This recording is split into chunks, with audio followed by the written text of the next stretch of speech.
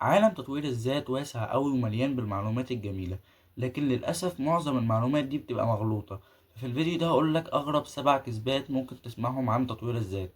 مش هطول عليك في المقدمة، يلا بينا على الفيديو. أهلا بيك في كافي دوز، المكان اللي هتشوف فيه القهوة والتحفيز والوعي. نبدأ بأول كذبة، وهي إنك لازم تكون إيجابي طول الوقت، اللي هي الإيجابية السامة. دي كذبة الزقزقة صبح وليل، لأنك تكبت زعلك وتكبت حزنك وتكبت العصبية اللي عندك. انت كده بتنفجر. لكن انت التطور الحقيقي انك تعترف بضعفك وتتعامل معاه، مش انك تغمي عينك عن الحقيقة وتدخل في دوامة التفكير. تاني كذبة وهي انك لو تعبت بالزيادة اكيد هتوصل، لكن الحقيقة ان التعب مش المعيار الوحيد للنجاح. في ناس كتير تعبت واجتهدت ليل نهار، وطحنت نفسها شغل وفي الاخر محلك سر. لكن في ناس بعلاقات وذكاء وتوفيق وصلت اسرع. الفكرة مش في الطحن، الفكرة في انك تعمل الشغل ده فين وازاي. الشغل المتواصل والطحن المتواصل انت كده بيحصل لك بيرن اوت. فانت ما تشتغلش متواصل ما تقعدش مرتاح متواصل، خليك في الوسط. تالت كدبة وهي انك تقرا كتاب كل اسبوع عشان تبقى مثقف. دي منظرة فارغة. انك تقرا 50 كتاب في السنة وما تطبقش منهم جملة واحدة، كأنك بتجمع روبابيكيا بس في دماغك. لكن انك تقرا كتاب واحد بس تفهمه وتطبق بسببه وتغير بسببه حاجة في حياتك، ده احسن من 1000 كتاب بتألف في صفحهم بس عشان تاخد صورة للمكتبة على الانستجرام. رابع كدبة وهي انك تخرج من منطقة الراحة كل يوم. لو خرجت من منطقة راحتك كل يوم هيجيلك انهيار عصبي. الصح انك توسعها سنة بسنة، لان منطقة الراحة دي هي اللي بتشحن طاقتك فيها. لكن انت لما تبدأ تشتغل طول الوقت وما تاخدش راحة ابدا، انت كده بيجيلك انهيار عصبي.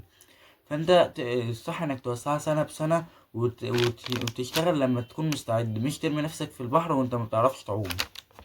الكذبة رقم 5 وهي انك لازم تضحي بنومك وصحتك عشان تنجح. دي زي الكذبة اللي بتقولك اتعب لما نام لما تموت، او اتعب وانت صغير عشان ترتاح وانت كبير. لكن الحقيقة هي ان النوم اهم اداة ذكاء. قلة النوم بتبوظ تركيزك وبتخلي قراراتك غلط وبتبوظ مودك. الناجح بجد هو اللي عارف ان ساعة النوم الزيادة ممكن تخليه يشتغل الشغل في ساعة اللي غيره بيشتغله في 5 ساعات. النجاح مش خناقة مع جسمك، النجاح تحالف مع جسمك. سادس كذبة وهي دور على شغفك والفلوس هتيجي لوحدها. يا صاحبي، الشغف ما بياكلش عيش لوحده، والواقع بيقول ان اغلب الناس شغفهم بيجي بعد ما بيتقنوا حاجة ويشتغلوا عليها ويبقوا شاطرين فيها. استنى الشغف ينزل عليك من السما وعمرك هيضيع. اشتغل وتعلم، والشغف هو اللي هيجري. كذبة رقم 7 والأخيرة وهي يا تلحق سن العشرينات يا إما خلاص القطر فات.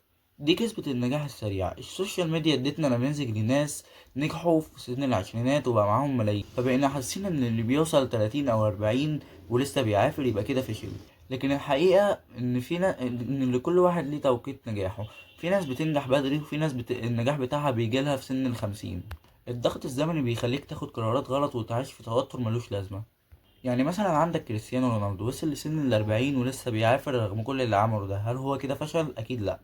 ندخل على فقرة المقولة، ومقولة النهاردة الواحد اسمه فيكتور فرانكلين بيقول إننا بيقول عندما لا نكون قادرين على تغيير موقف ما نواجه تحديا كبيرا في تغيير أنفسنا. قصده إننا مثلا لما بنواجه موقف وما بنعرفش نغيره، بنواجه تحدي كبير قوي إن احنا نغير في نفسنا. وبس، دي كانت أول حلقة في سلسلة غين كاف، ودول كانوا أول 7 كذبات في السلسلة، وكمان ده كان آخر فيديو في 2025. وبس، كان معاكم يوسف في من كافي دوز، ومتنساش خليك دايما صاحب عقلك. سلام.